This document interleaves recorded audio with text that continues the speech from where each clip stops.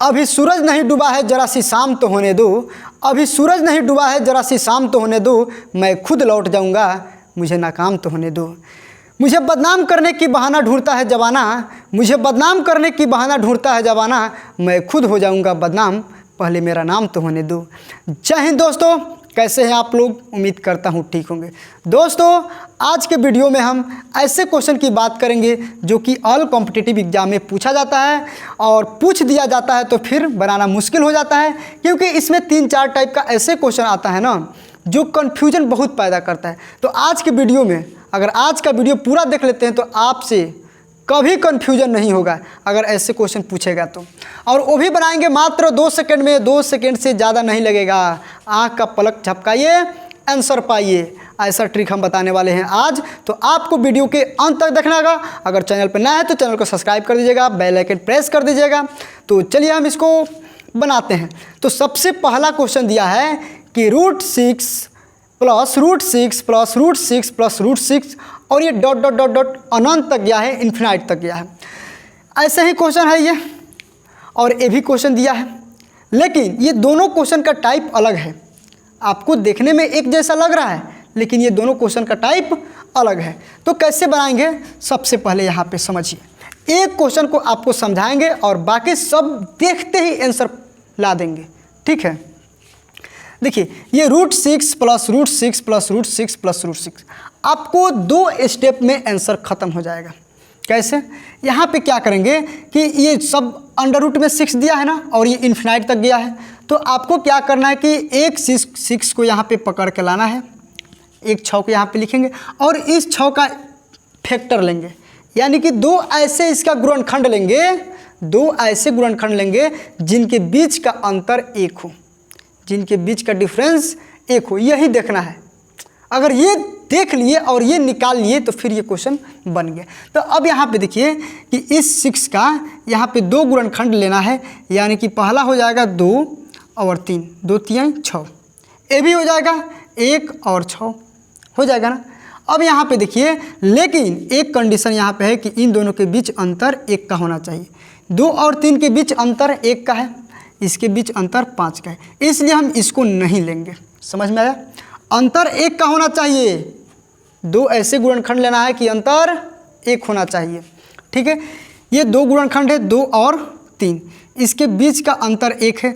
अब यहाँ पे देखिए बीच का अंतर 1 है, अगर यहाँ पे प्लस दिया है तो इन दोनों में जो बड़ा होगा वही आंसर होगा, अगर यहाँ पे माइनस दिया होगा तो इन दोनों में जो छोटा होगा वही आंसर हो जाएगा। तो 2 और 3 में बड़ा कौन सा है? तो कहेंगे कि 3 है। क्यों? क्योंकि यहाँ पे प्लस दिया है, प्लस दिया है तो बड़ा वाला लेना है, अगर माइनस दिया रहेगा तो छोटा वाला लेना है, यानी कि 3 इसका आंसर हो जाएगा। देखिए अभी हम तो आपको बता रहे हैं, अभी जब ये क्वेश्चन कराएंगे ना तो आपको लगेगा कि हाँ वास्तव में 2 सेकंड में बन रहा है, ठीक है। देखिए इस 12 को क्या करना है, पहले देखिए क्वेश्चन किस टाइप का दिया है। इसी टाइप का क्वेश्चन दिया है कि √12 plus √12 plus √12 plus √12 dot dot dot dot, ये इन्फिनाइट तक गया है, अनंत तक गया है। तो इस 12 को लेना है और 2 ऐसे इसको फैक्टर लेना है, 3 और 4 हम ले लेते हैं कि जिसके बीच का अंतर 1 हो। अंतर 1 देखना है। अगर ऐसा होता है 3 और 4 के बीच अंतर अगर 1 का होता है तो अगर यहाँ पे प्लस रहेगा तो बड़ा वाला आंसर होगा, अगर यहाँ पे माइनस रहता तो ये छोटा वाला आंसर होता। समझ में आया? अगर प्लस तो बड़ा वाला, अगर माइनस तो छोटा वाला। बिल्कुल आसानी से बना सकते हैं। लेकिन अगर आप सोचते हैं कि ये सब क्वेश्चन का फैक्टर ही नहीं निकलेगा, इसका फैक्टर ही नहीं निकलेगा, इसका अंतर ही 1 नहीं होगा, तो अब कैसे बनेगा? अभी बनेगा, अभी हम बताएंगे आपको पहले बने रहिए वीडियो में तब ना। देखिए ये जो 56 दिया है, 56 को इस प्रकार से तोड़ना है, ठीक है, कि इनके बीच का अंतर 2 आ जाए, यानी कि 7 8 56 होता है ना, 7 और 8, इनके बीच का अंतर 1, इनके बीच का अंतर 1 आना चाहिए, ठीक है। अब देखिए अगर यहाँ पे माइनस दिया है तो छोटा वाला लेना है, यानी कि इसका आंसर हो गया 7।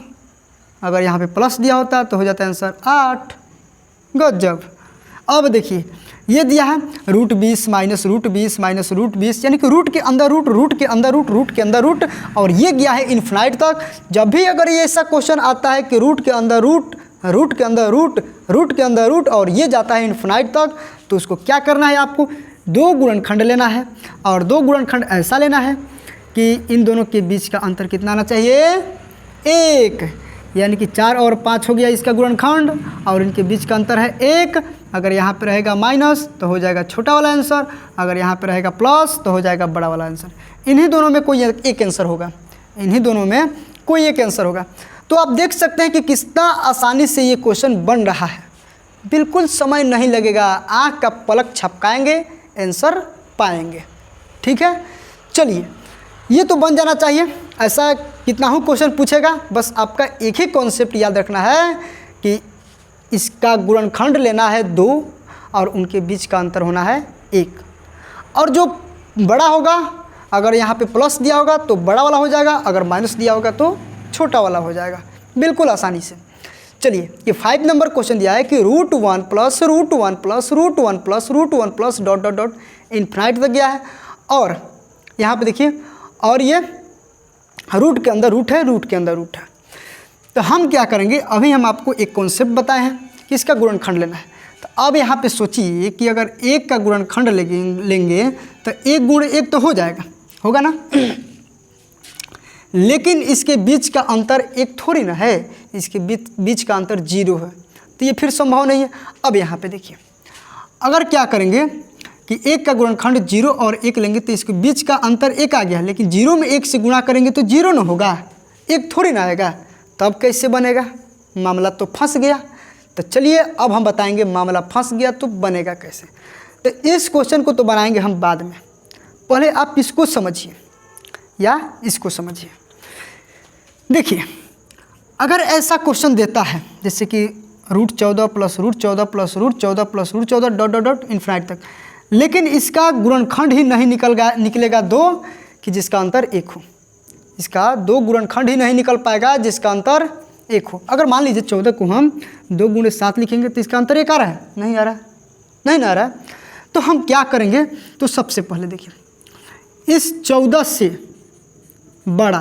बड़ा क्यों, क्योंकि यहाँ पे प्लस है, प्लस होगा तो बड़ा और माइनस होगा तो छोटा। इस 14 से बड़ा एक ऐसा संख्या लेना है, एक ऐसा नंबर लेना है जिसका गुणनखंड निकालने पे निकल जाए और उसके अंतर 2 हो। ठीक है, चलिए 14 से बड़ा होता है 15, यहाँ पे हम लिख लिए 15। 15 का क्या ऐसा गुणनखंड है कि जिसका अंतर 2 होगा, तो 3 × 5 = 15, अंतर 2 आ रहा है, 1 होना चाहिए अंतर। ठीक है, चलिए ये नहीं होगा, 5 × 3 = 15, ये भी नहीं होगा। चलिए 16 लीजिए, तो 16 का भी 2 ऐसा गुणनखंड जिसका अंतर 1 नहीं है। ठीक है, 16 भी नहीं होगा, 17 होगा नहीं, 18 भी नहीं होगा। अगर 18 का ऐसे निकालेंगे ना तो 2 × 9 = 18 हो जाएगा। ठीक है, यानी कि अंतर हमको 1 चाहिए, यहाँ पे 1 नहीं है। 19 भी नहीं होगा। 20 यहाँ पे देख लीजिए, 20 का ऐसे 2 गुणनखंड निकलेगा जिसका अंतर 1, यानी कि 14 से बड़ा क्या है 20, और इस 20 का गुणनखंड निकलेगा तो 4 और 5, क्या हुआ 4 और 5। 20 का ऐसा 2 गुणनखंड 4 और 5 जिनके बीच का अंतर 1 है।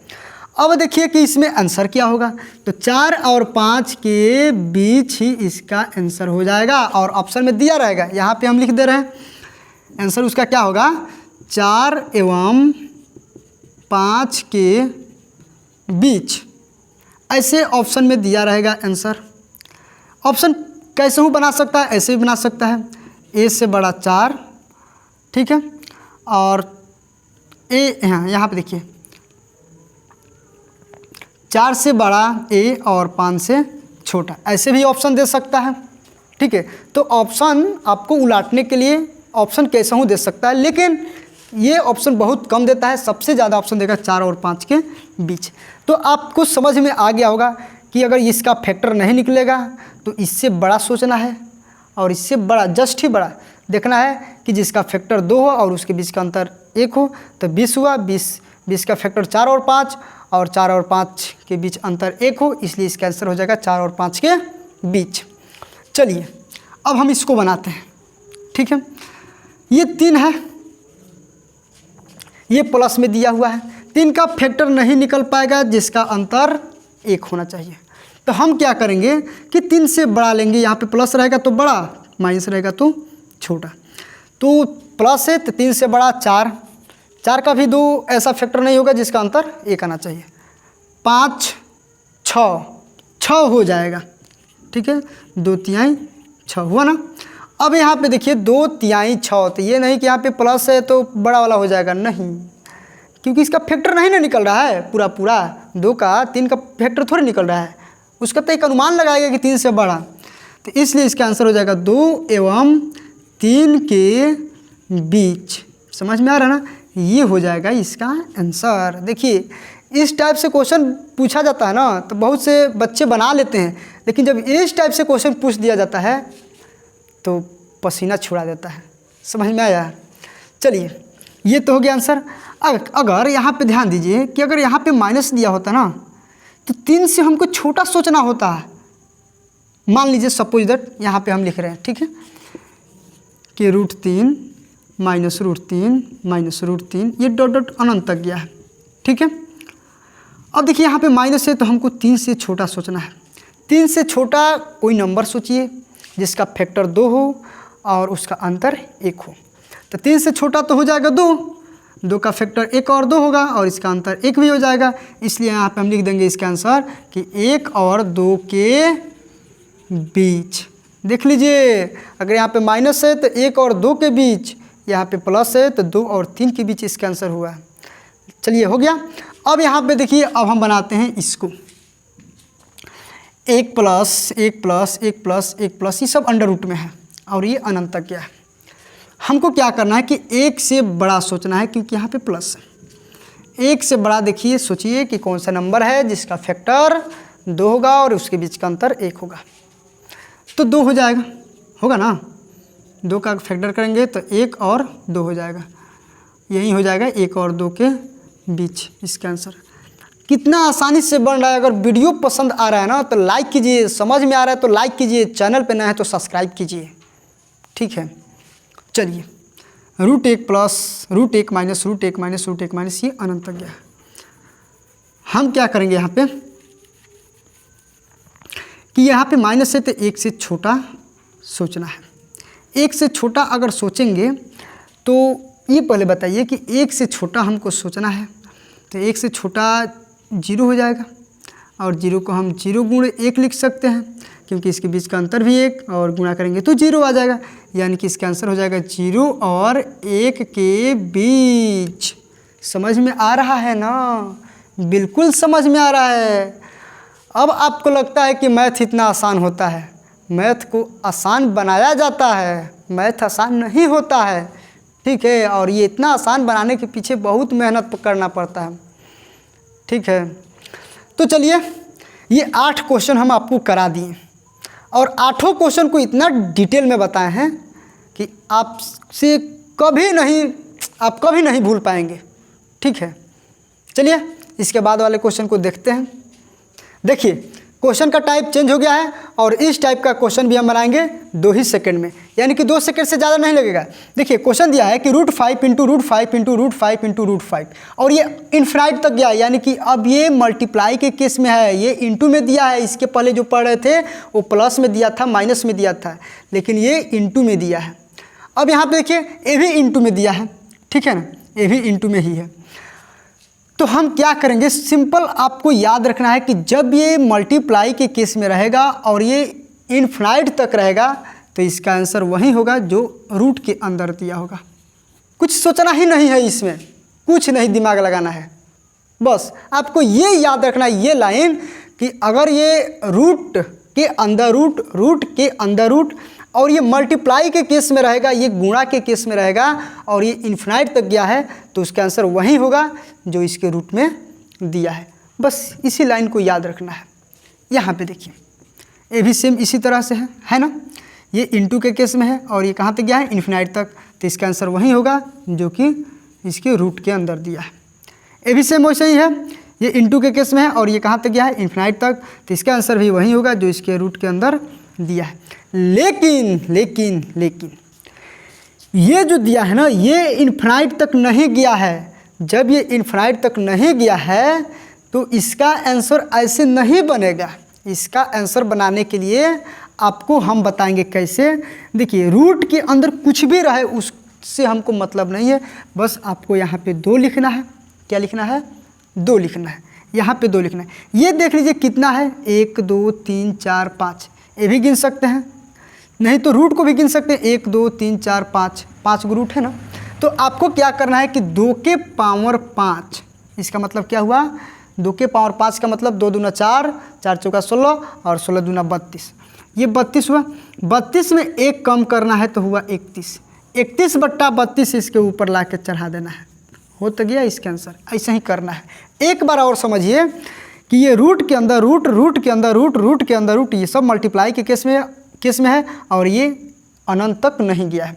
अगर ऐसा रहता है तो रूट में कुछ भी रहे उससे हमको मतलब नहीं है, हमको मतलब है 2 से। यहाँ पे लिखना है आपको 2, इसके पावर में ये 2 दूना 4, 4 दूना 8, 8 दूना 16, 16 दूना 32, 32 हुआ ना। 32 में 1 कम करके लिख देना है 31/32। इसका फॉर्मूला होता है कि x के पावर 1 - 1/2 के पावर n। यहाँ पे देखिए x का पावर का मतलब है यहाँ पे 2 ही लेना है आपको, x के पावर का मतलब 2, ठीक है। 1 - 1/2 के पावर n, n मतलब इसका नंबर कितना बार है, 1 2 3 4 5 बार है ना, तो 2 के पावर 5, 2 के पावर 1 माइनस ये 1/32 हुआ, 32 से कहीं 32 और 1 जाएगा तो 31, ये 31/32, ये इसका फॉर्मूला होता है। तो फॉर्मूला से इस तरह से आप बना लेंगे। अगर फॉर्मूला याद रखते हैं तो इससे बना लेंगे, और नहीं याद है फॉर्मूला तो फिर आप इससे बना लेंगे। अब यहाँ पे देखिए, इसको पहले देख लीजिए, ठीक है, इसको पहले देख लीजिए। ये रूट के अंदर रूट, रूट के अंदर रूट, और ये मल्टीप्लाई के केस में है और ये अनंत तक नहीं गया है, तो इसको क्या करना है, सिंपली यहाँ पे 3 है, 3 है, 3 है, कुछ भी है उससे हमको मतलब नहीं है, आपको मतलब है 2 से। यहाँ पे लिखना है 2, और उसके बाद देखना है कितना बार है, 2 दूना 4, 4 दूना 8, 8 दूना 16, 16 दूना 32, 32 में 1 कम तो 31, 31/32 हो तो गया आंसर। कहाँ समय लगा? कहते हैं मैथ भारी है, मैथ भारी है। मैथ को इतना हम आसान बना देंगे ना कि मैथ देखते ही कहेंगे क्या, ये दाल भात के कौर है, ठीक है, दाल भात के कौर आपको बता देंगे। देखिए ये √5 × √5 × √5, ये भी इंटू के केस में है और ये अनंत तक नहीं गया है। 5 है चाहे कुछ भी है, हमको मतलब नहीं है, आपको हमको मतलब है 2 से। 2 लिखना है, कितना बार है इससे हमको मतलब है 2, 2 दूना 4, 4 दूना 8, 8 दूना 16, 16 में 1 कम करेंगे तो 15, 15/16 हो तो गया आपका आंसर। आँख मूंद डिबा गायब बहुत कम समय में। चलिए यहाँ पे देखिए, ये √7 × √7 × √7 डॉट डॉट डॉट इन्फिनिट तक गया है, और 343 के पावर y-1 और y का मान ज्ञात करना है। यहाँ पे देखिए अभी हम बताएं कि इंटू के केस में रहेगा और ये अनंत तक रहेगा, तो इसका आंसर वही होगा जो इसके अंदर होगा। सेम इसी तरह से है, तो यानी कि इसका आंसर क्या हो जाएगा 7। इस 343 को हम इस तरह से लिख सकते हैं, 7 के पावर 3, और फिर ये इसके पावर में दिया है y-1, ये 7 के पावर कुछ नहीं, ये 1 लिख देते हैं, ठीक है। अब देखिए गणित का एक नियम है कि पावर के ऊपर पावर और ब्रैकेट में दिया है तो उसको हम मल्टीप्लाई करते हैं, यानी कि इसमें और इस सबसे y-1 से मल्टीप्लाई करेंगे, 3 में y से गुणा करेंगे तो 3y हो जाएगा, -3 इकाई 3 हो जाएगा। ये देखिए ये दोनों का बेस सेम है तो कट जाएगा, पावर इक्वल कर देंगे, 1 बराबर 3y - 3। ये देखिए ये इधर आएगा माइनस में 3 तो इधर आएगा तो प्लस में, यानी कि हो जाएगा 3y = 4, तो y बराबर हो जाएगा 4/3।